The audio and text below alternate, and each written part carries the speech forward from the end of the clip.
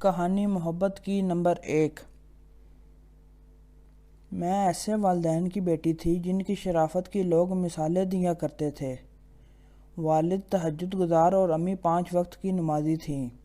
ہمارے گھر کا ماحول بے حد پاکیزہ تھا۔ بڑی بہن کو والد نے گھر پر خود پڑھایا۔ آپی نے بطور پرائیویٹ طالبہ میٹرک کا امتحان دیا۔ رزلٹ آتے ہی ان کی شادی کر دی گئی۔ بھائی اسکول جاتا تو میں اسے حسرت سے دیکھتی تھی۔ جی چاہتا تھا کہ میں بھی اسکول جاؤں۔ والد نے اجازت نہ دی، بولے تمہاری بہن کو بھی میں نے خود پڑھایا تھا، میٹرک پاس کر لیا اس نے، آگے اس کے خاوند کی مرضی کہ کالج میں پڑھائے یا نہ، تمہیں شوق ہے تو مجھ سے پڑھ لو۔ باجی کا ذہن تیز تھا، وہ ابا جی کی تھوڑے پڑھائی کو جلد سمجھ لیا کرتی تھیں، لیکن میں اتنی تیز نہ تھی۔ چند دن ابو سے پڑھا، وہ روز سبق دیتے، دوسرے دن سنتے تو یاد نہ ہوتا، ڈانٹ پڑتی جس سے میں بد دل ہو جاتی۔ امی نے یہ صورتحال دیکھی تو کہا رابعہ کہ ابو یہ تم سے نہیں پڑھ سکے گی، اس کے لیے کسی استانی کا گھر پر انتظام کر دو۔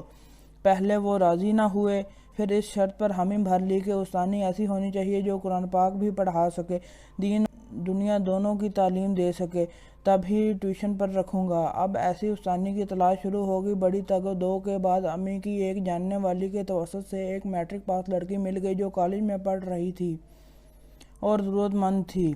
اسے اپنے تعلیمی اخراجات پورے کرنے کے لیے رقم کی ضرورت تھی۔ شام کو 5 بجے سے 6 بجے تک وہ مجھے گھر پر ٹیوشن دینے آنے لگی۔ استانی مومنہ کو آئے 4 ماہ ہوئے تھے کہ ایک روز والد صاحب نے اسے لاری اڈے پر کسی لڑکے کے ساتھ کھڑے دیکھ لیا۔ وہ ڈرائیور کے پاس گئے اور پوچھا کیا تم ان دونوں کو جانتے ہو؟ ہاں کیوں نہیں، یہ اکثر یہاں آتے ہیں، لاری میں بیٹھ کر اگلے سٹاپ میں اتر جاتے ہیں، وہاں سامنے کیفے ہے، یہ وہاں بیٹھ کر گپ شپ کرتے ہیں، چائے پیتے ہیں اور دوسری لاری میں جو یہاں آ رہی ہوتی ہے اس پر سوار ہو کر واپس آ جاتے ہیں۔ چھوٹے علاقے میں ایسے معاملات چھپتے نہیں۔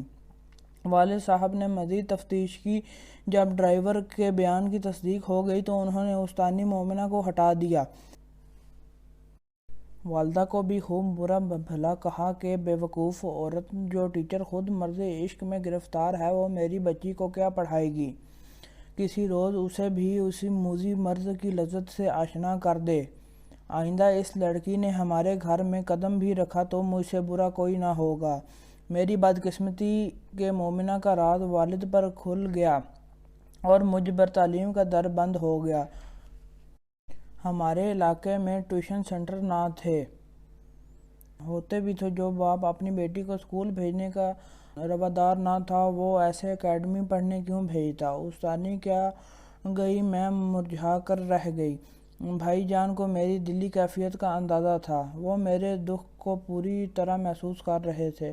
ان کے ایک کلاس فیلو کے ماموں ٹیوشن پڑھاتے تھے، وہ قاری بھی تھے۔ والد صاحب سے دست بستہ عرض کی اگر آپ اجازت دیں تو میں رابعہ کے لیے ایک اچھے استاد کا انتظام کر دوں، وہ عمر رسیدہ ہیں، میرے دوست کے ماموں ہیں، بہت سے گھروں میں جا کر لڑکیوں کو ٹیوشن دیتے ہیں۔ والد بولے استانی نے عورت ہو کر کیا گل کھلایا، اب مرد استاد کی کسر رہ گئی ہے، میرے اور دوستوں کی بہنیں بھی ان سے ٹیوشن پڑھتی ہیں۔ آپ بھروسہ رکھیے، دنیا میں سبھی آدمی برے نہیں ہوتے۔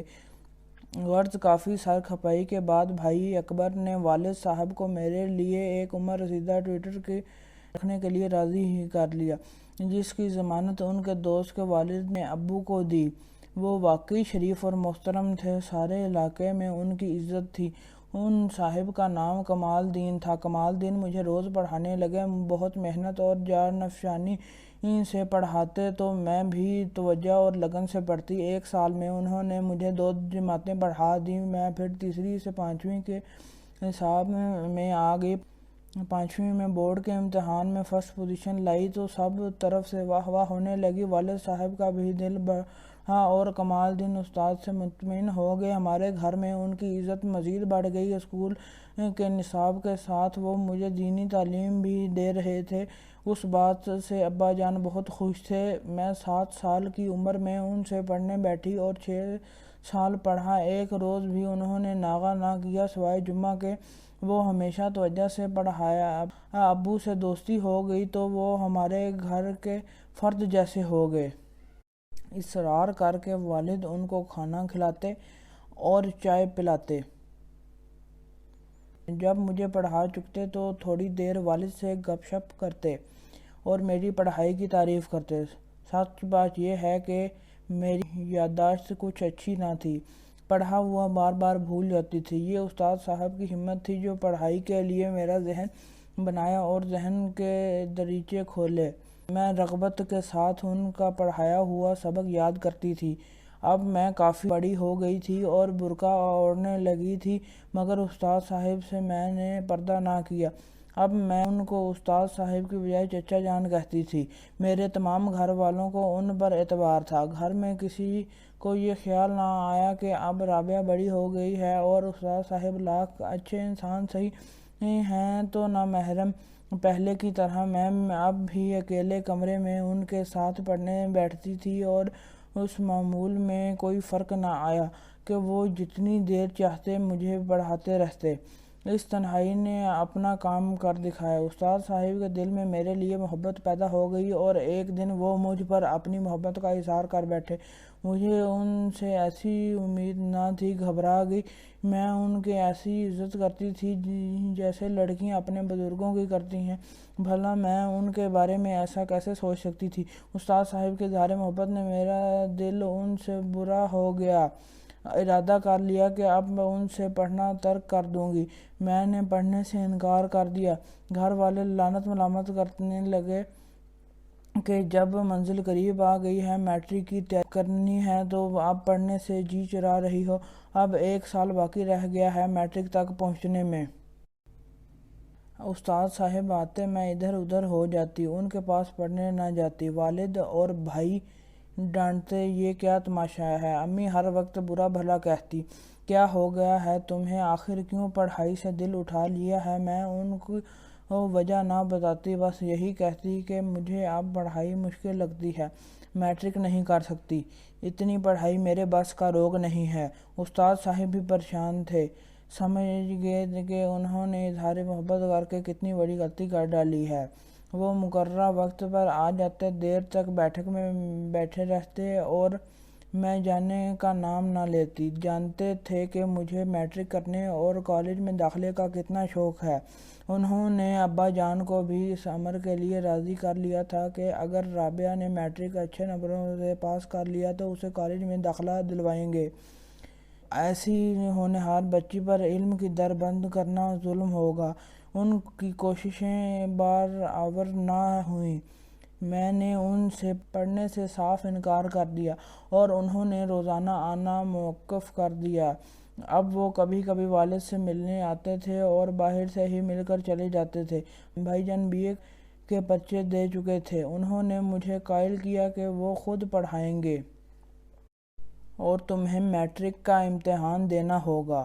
اپنے بھائی سے پڑھنے پر مجھے کیا اعتراض تھا؟ خوش بھائی جان سے پڑھتی اور یوں انہوں نے تیاری مکمل کرا دی تو میں نے امتحان دے دیا، اچھے نمبروں سے میٹرک پاس کر لیا۔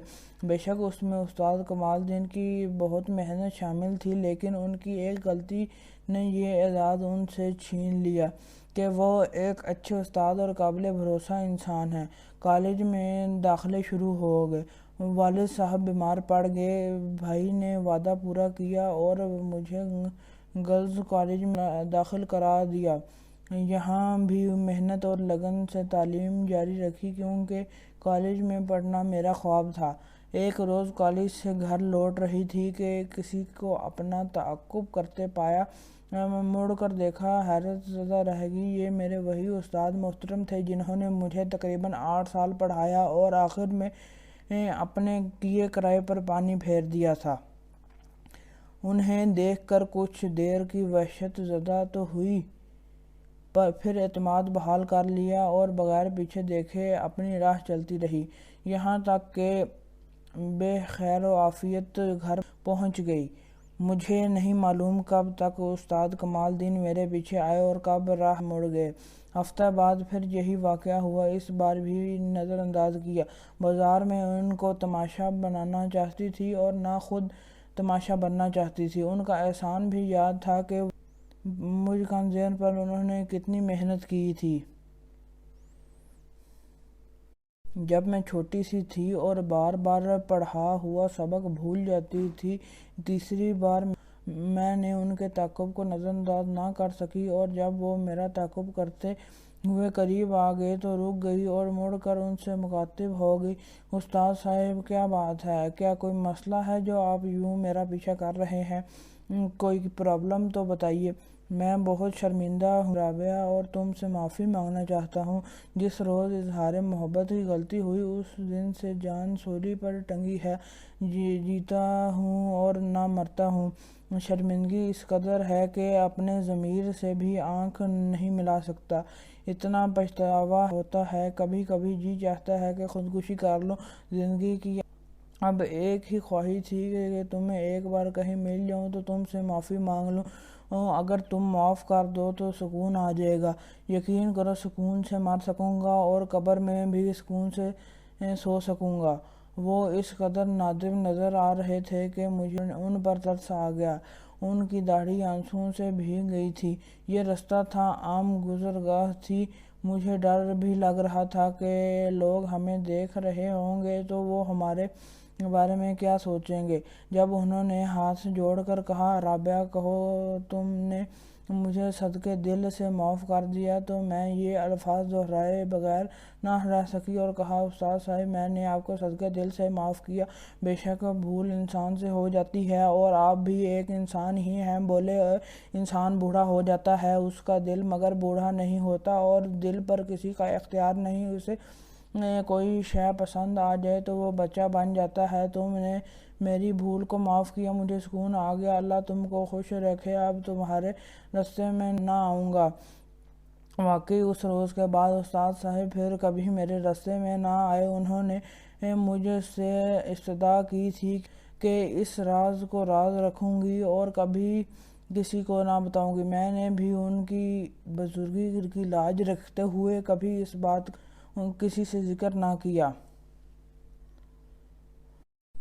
اور ایک انسانی غلطی سمجھ کر فراموش کر دیا کہ انسان کا دل واقعی کبھی کبھی اسے ایسی خطا کرا دیتا ہے جب کوئی اپنی دلی کیفیت پر قابو نہیں رکھ سکتا۔ میں اچھی لڑکی تھی، استاد کمال الدین بھی باکردار آدمی تھے، تو یہ کہانی شروع ہونے سے پہلے ہی ختم ہو گئی۔ میں رسوا ہوئی اور نہ ذلیل و خوار ہوئی، لیکن سوچتی ہوں ہمارے معاشرے میں آئے دن ایسی کہانیاں جنم لیتی رہتی ہیں، یہ داستانیں کوچہ بکھری پڑی ہیں، جب ناسمجھ اور نادان نوعمر لڑکیاں اپنے قسم کے استادوں سے مرعوب ہو کر ان کے ہاتھوں میں کھلونا بن جاتی ہیں اور آخر میں عمر بھر کا پچھتاوا پلے بن جاتا ہے۔ والد صاحب کی بیماری بہت بڑھی تو ان کو لاہور لے گئے، جہاں کینسر تشخیص ہوا۔ یہ ایسی بیماری تھی کہ علاج کرائے تو مرو، نہ کراؤ تو مرو۔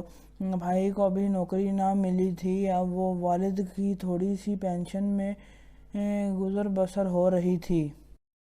کینسر کے عفریت نے منہ کھولا تو ابا جی علاج کی خاطر مکان بک گیا اور ہم کرائے کے مکان میں شفٹ ہو گئے۔ یہ بعد میں پتہ چلا کہ کرائے کا یہ مکان استاد محترم کا ہے، جس کا ہم برائے نام کرایہ دیتے تھے۔ جب ہمارے مالی حالات بہت خراب ہو گئے تو پریشانی کے عالم میں ایک روز استاد کمال بھائی کو ملے، یوں کہ وہ ہسپتال گئے تو وہاں والد صاحب کو بھائی جان معائنے کے لیے لے گئے تھے۔ وہ کینسر وارڈ میں ٹکراؤ ہو گیا۔ استاد کمال اپنے بڑے بھائی کو چیک اپ کے لیے لائے تھے، خیر خیریت دریافت کی۔ جب انہیں پتہ چلا والد صاحب کینسر میں مبتلا ہیں تو بہت دکھی ہوئے۔ اب روز گھر آنے لگے، والد کی تیمارداری کے بہانے علاج کے لیے رقم اور دوائیاں لا کر دیتے۔ ڈاکٹروں نے ابا جی کا آپریشن بتایا، خرچہ بہت زیادہ تھا۔ استاد صاحب نے بہت ہمت بندھائی اور ان کے آپریشن کے لیے آمادہ کیا۔ دوران آپریشن دن رات ساتھ رہے اور تمام خرچہ انہوں نے اٹھایا۔ یہ ان کا ایسا احسان تھا کہ جس کو ہم لوگ کبھی نہیں بھول سکتے۔ والد صاحب کی زندگی نے وفا نہ کی، وہ کچھ عرصہ بعد خالق حقیقی سے جا ملے، لیکن استاد کمال نے ان سے وفا کی۔